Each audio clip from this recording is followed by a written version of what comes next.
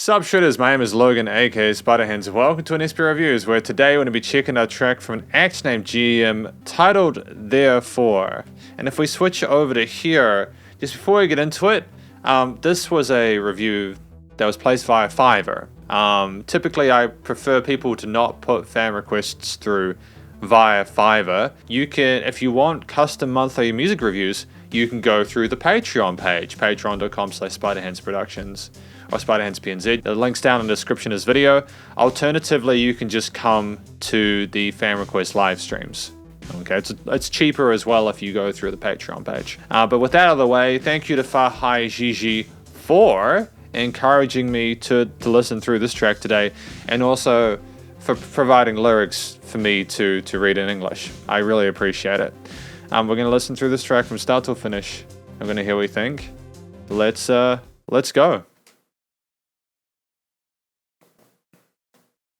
It's been a while since I listened to G.E.M.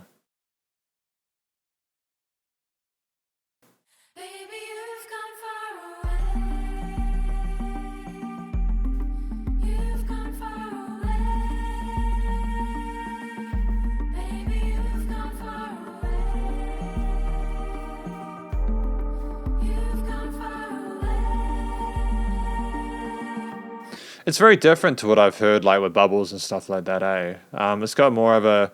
It's given me an indication it could go boom, ba boom, ba boom, ba boom, ba later on, which I wouldn't personally mind. There's interesting percussive melodies going on here, dum, ba boom, and the vocal harmonies there on top are succulent, man. The filtering EQ work on them is absolutely sensational, and all the right notes are hit.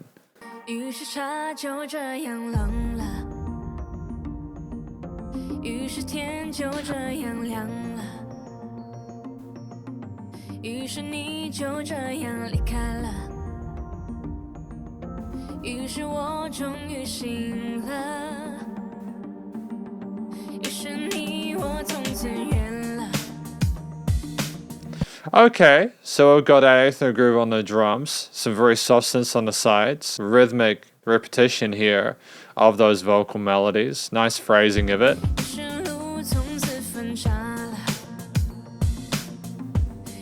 Nice calming chord progression as well, it resolves nicely.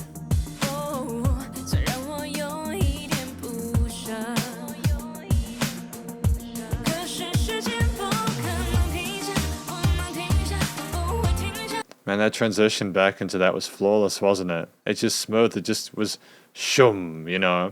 Not a massive increase in the perceived loudness or anything like that. The mastering and compression is slick, but sounds a little bit fuller with some of those piano parts in the mid-range.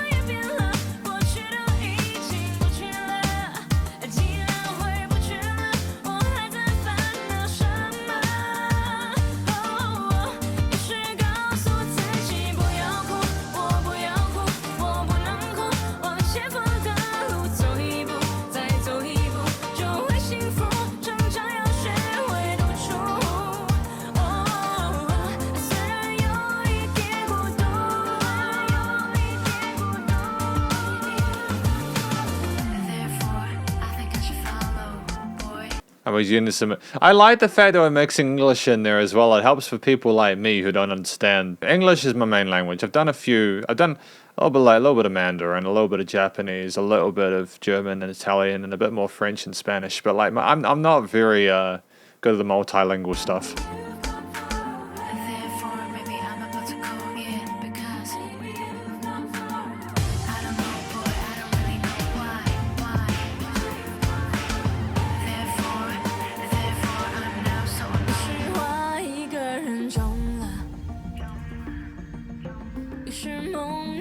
The arpeggios and the sequencer on the back are fantastic, man.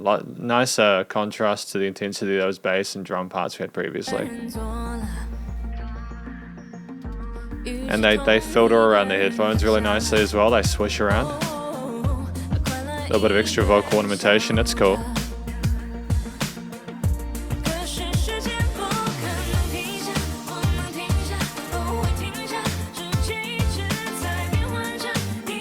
Okay, bridge section. I mean, I know you know it's a bridge section. I'm just kind of... I think I figured out this track at this point.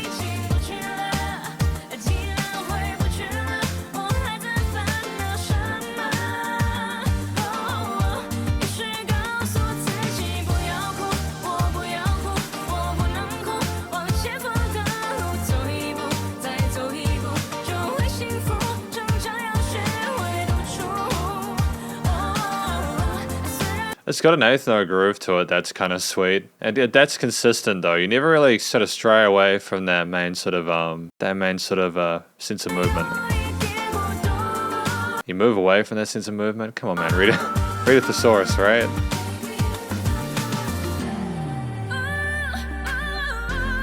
It's nice to have a little bit more flashy stuff coming from G.E.M at this point.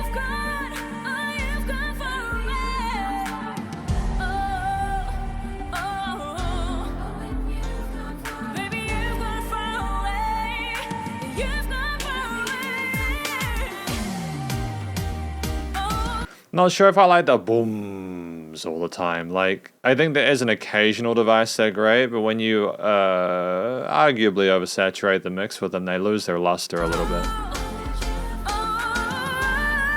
That's just me though, right?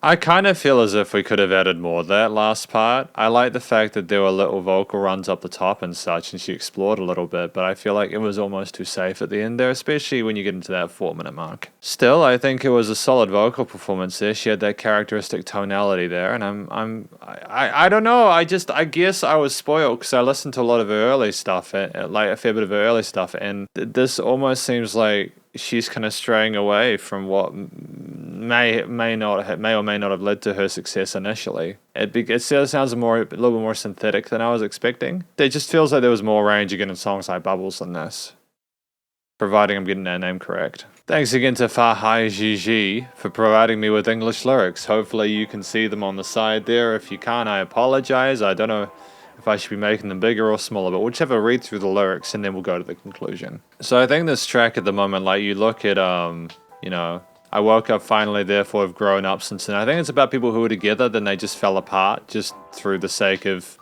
having time to kind of recognize each other after the separation. And it's like you still feel sad because you still feel a sense of loss even though you were maybe better off without that person. Even though loneliness can be a bit painful, learning to be alone is a process of growing up.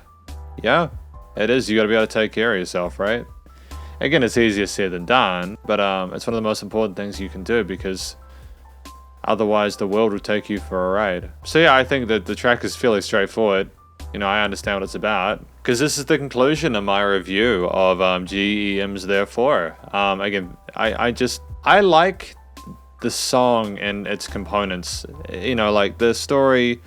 Yeah, I understand. Like, I understand why she was dancing with the dude in the stage and the guy had a mask on because she doesn't even recognize him, you know. There was that romance, that connection they had potentially, but it's just gone now and it's diminished. And they're like a phantom that she's having to try and leave behind because it just doesn't exist anymore. And it's kind of, I can relate to that at the moment, you know, for reasons I won't go into the and then this review, but I can relate to it. And I'm sure a lot of other people will be able to relate to it as well. The vocal performance from G.E.M is fantastic. You know, she hits all the notes you need to, really comfortable within her vocal range. She sounded like the studio side was putting a lot of restraint on her vocals, trying to make them sound similarly loud.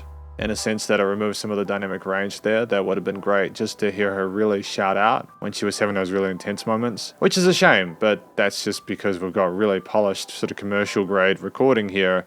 And back when this was released, I'm not sure when this was released. Yeah, see, this is 2015, so, you know, there was still some issues with, like, perceived loudness there, and engineers trying to figure out whether they needed to have the vocals same loudness the whole time, or if they could have some range there. And again, I just like her earlier stuff a little better than this, primarily because it just sounded like there was a little bit of a difference between the quieter and louder parts. Outside of the studio side, though, which we haven't even gotten to yet, I appreciate the level of expertise in regards to her voice. You know, the legato passages rolling between those notes, the vibratos and everything was stunning. And despite, you know, my unease with like the lack of dynamic range within the vocal performance, I still think she delivered it emotionally and it was very authentic.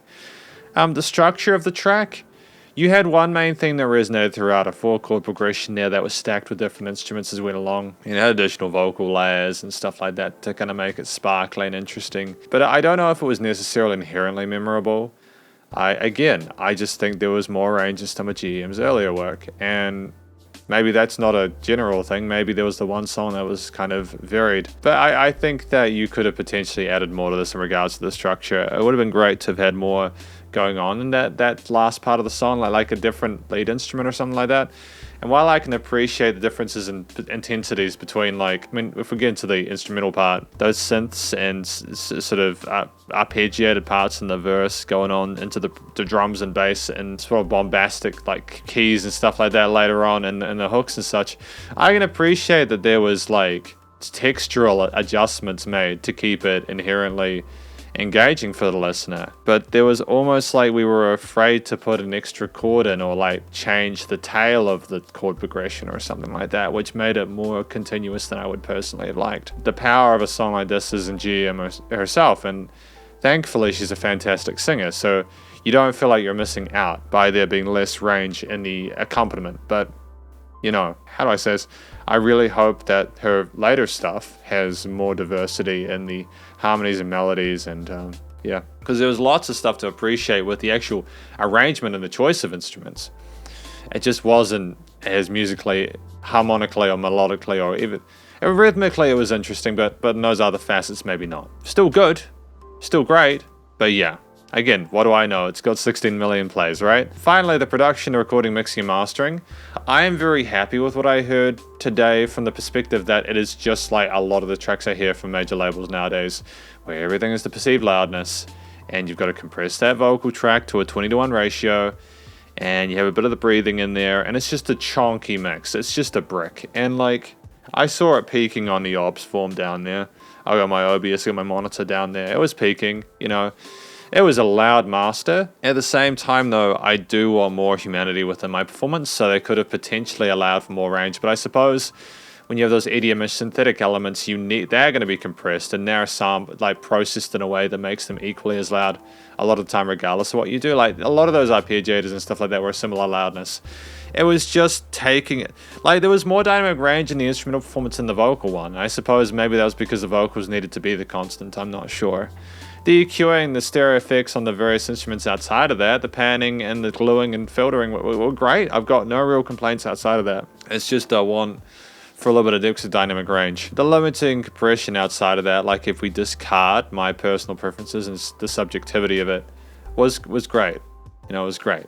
I've got it's a high quality studio side of a sort of situation, but I kind of... G.E.M is a fantastic enough musician to not need to be so cautious with it. I understand that the listeners typically have a little bit of apprehension when something sounds quieter than like another track. There's like an inherent kind of, oh, it must be less quality because it's less quiet. But I'm glad that more artists, bands, and musicians and their engineers are being a little bit less kind of like anal about everything being the same loudness. You know, effectively that is my review though of G.E.M's Therefore. Hopefully you enjoyed it. If you did, please do go check out G.E.M's various social medias and her YouTube page, and stay cool and stay safe, and please remember to support your local musicians and artists at this point in time, as either hell more than ever with all the crazy stuff going on in the world, and I will catch you in the next review.